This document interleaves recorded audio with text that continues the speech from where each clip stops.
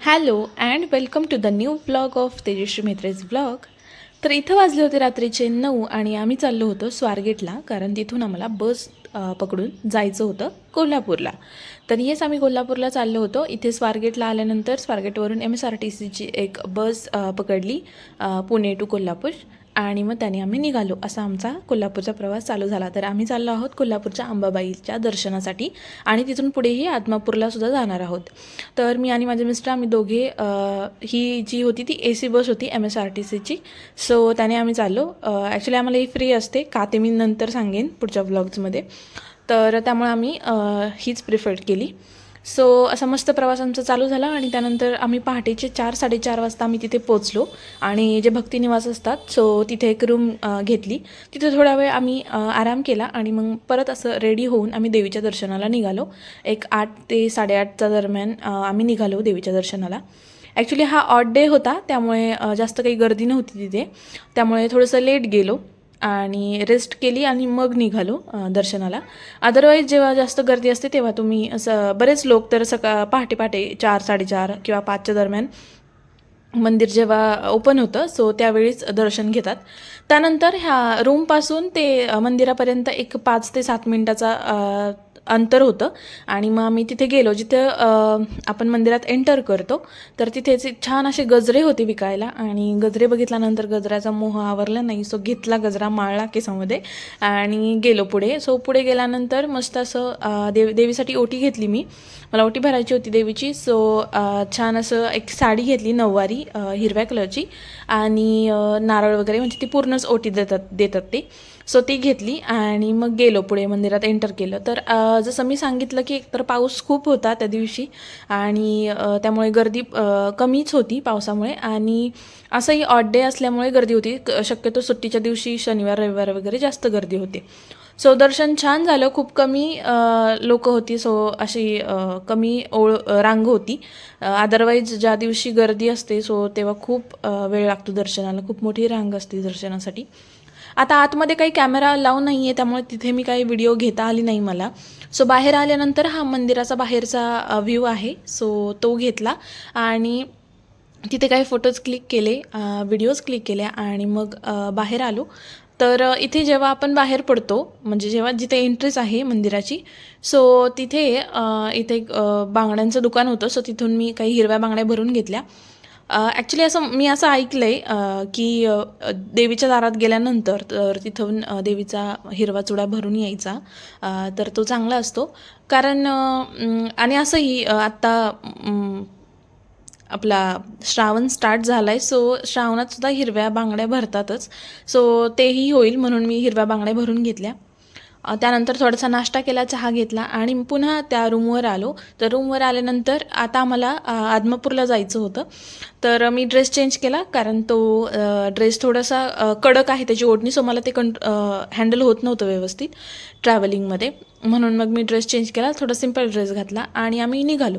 आता त्या मंदिरापासून, जिथं आमचं भक्तिनिवास होतं, सो त्या मंदिरापासून ते कोल्हापूरचं एसटी स्टँड इथे एक 3 किलोमीटरचं अंतर आहे. सो तिथे यायला ऑटोने आलो आम्ही. ऑटोनेच यावं लागतं, दुसरी काही सोय नाही आहे. त्यानंतर ते ऑटोवाले एक 70 ते 80 रुपये वगैरे घेतात. सो तिथून आम्ही एसटी स्टँडमध्ये आलो. त्यानंतर इथे आदमापूरची एसटी धरली आम्ही. इथे एसटीमध्ये बसलो. खूप गर्दी होती आदमापूरला जायला, कारण त्या दिवशी दुसऱ्या दिवशी अमावस्या होती आय थिंक, त्यामुळे खूप गर्दी होती त्या दिवशी.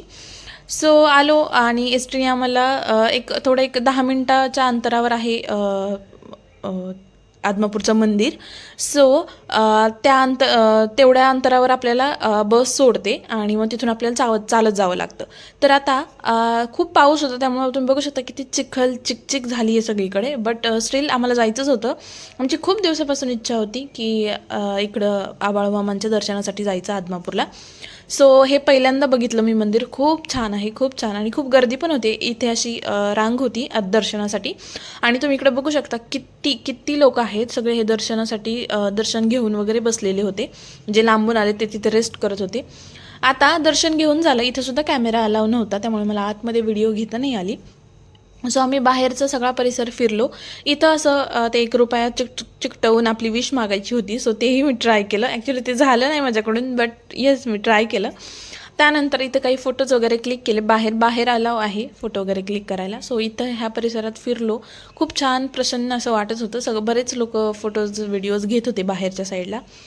सो थोडासा देवाचा भंडारा घेतला. ते आपल्याला भंडारा देतात एका छोट्या कागदाच्या ह्याच्यामध्ये, पुडीमध्ये छोटासा भंडारा देतात. आणि इथे नारळ वाढवायला आम्ही गेलो. आम्ही नारळ घेतला होता बाहेरून. सो तो इथे जाऊन वाढवून घ्यायचा यांच्याकडून. सो आणि इथे उदबत्ती वगैरे लावायची. सो हे त्यांच्या हातून केलं मी. त्याच्यानंतर इकडे एका साईडला मला वाटते राईट साईडला हे होतं, अन्नदानाचं होतं, म्हणजे अन्नछत्र होतं. तिथे महाप्रसाद चालू होता. सो त्यासाठी सुद्धा बरीच मोठी रांग होती.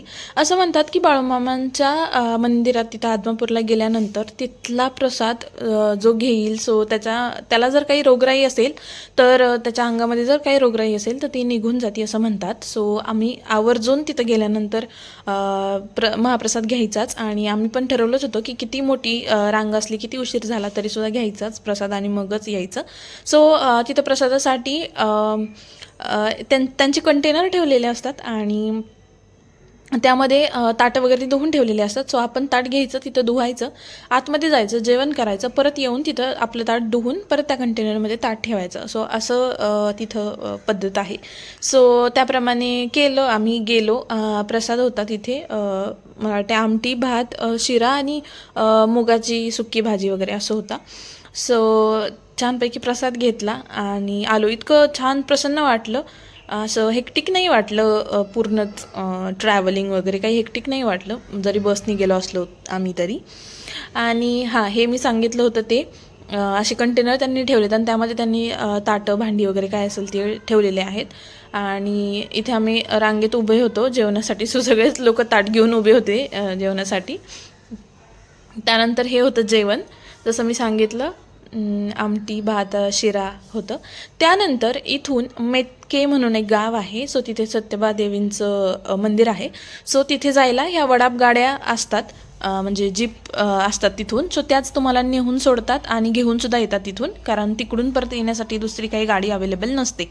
सो ते काय तुमचे आय थिंक 70-80 रुपये वगैरे घेतात एकाचे, बिकॉज ते किती 17 ते 18 किलोमीटर आहे तिथून मेटके आदमापूरपासून. सो तिथेसुद्धा बाळूमामांचं खूप मोठं मंदिर आहे, त्यांची मूर्ती आहे, प्लस सत्यबा देवींची सुद्धा मूर्ती आहे. सो तिथला हा बाहेरचा परिसर होता. सो तिथून दर्शन घेतलं, परत रूमवर आलो तिथे मंदिराच्या इथे कोल्हापूरमध्ये. त्यानंतर आम्ही बाहेर फिरायला गेलो. तर हा होता रंकाळा कोल्हापूरचा. आणि कोल्हापूरचा रंकाळा खूप फेमस आहे. हे आत्तापर्यंत फक्त ऐकलं होतं. सो आता हा पर्सनली पहिल्यांदा समोरासमोर जाऊन रंकाळा बघितला. आणि त्यानंतर मेन म्हणजे कोल्हापूरची आता दर्शन झाले होतं. सो आता नॉनव्हेज खाऊ शकतो, कारण त्या दिवशी मला वाटते श्रावणाच्या आधीचा आखाडातला शेवटचा दिवस होता. सो म्हणलं कोल्हापूरला आलो आहे तर कोल्हापूरची थाळी झालीच पाहिजे. सो मटण थाळी, तांबडा पांढरा रस्सा सगळं एन्जॉय केलं आणि मग निघालो. आता कोल्हापूर खूप छान आहे, खूप छान आहे, म्हणजे बघायला मला खूप आवडलं सिटी अशी ती. कारण तिथे म्हणजे कुठल्या एरियात गेलो होतो ते नाही मला इतकं सांगता येणार, बट तिथल्या ज्या एरियात गेलो होतो ना त्यात ना गणपतीच्या मूर्त्या किंवा अशा वेगवेगळ्या मूर्त्या किंवा हे माठ वगैरे ते तयार केलेले किंवा मातीची वेगवेगळी भांडी, वेगवेगळे शो पीस वगैरे मातीचे तयार केलेले होते त्या एरियामध्ये.